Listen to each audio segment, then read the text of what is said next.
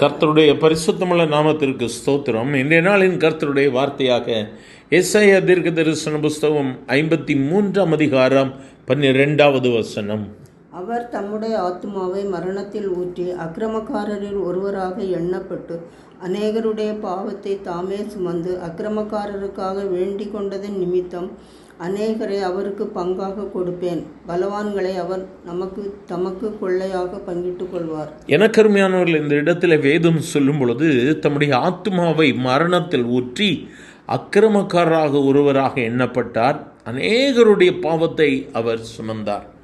கல்வாரி சிலுவையில் கர்த்தராகிய இயேசு சுமந்த 5 காரியங்கள் இந்த இடத்திலே சொல்லப்பட்டிருக்கிறது.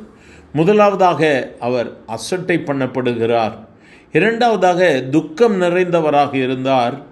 மூன்றாவதாக அவர் காயப்படுத்தப்பட்டு நொறுக்கப்பட்டார்.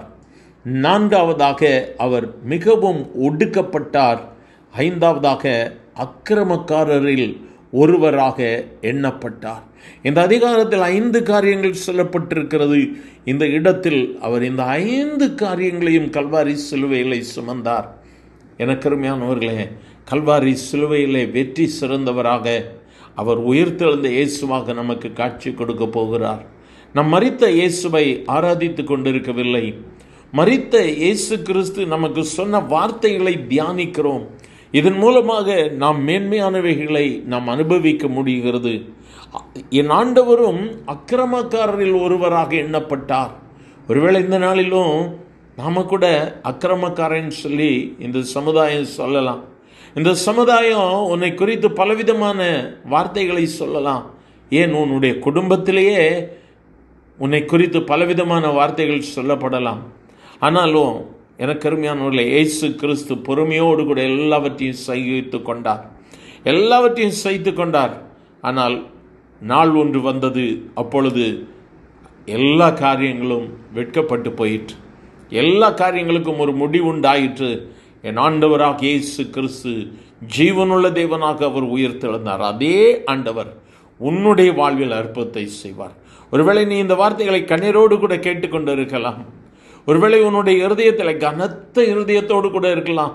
நான் எவ்வளோ நன்மை செய்கிறேன், எவ்வளோ உதவி செய்கிறேன், ஏன் என்னை புறக்கணிக்கிறார்கள், ஏன் என்னை விட்டு எல்லாரும் தூஷிக்கிறார்கள், மனம் நொந்து போய் இந்த வார்த்தைகளை கேட்கிறீங்களா?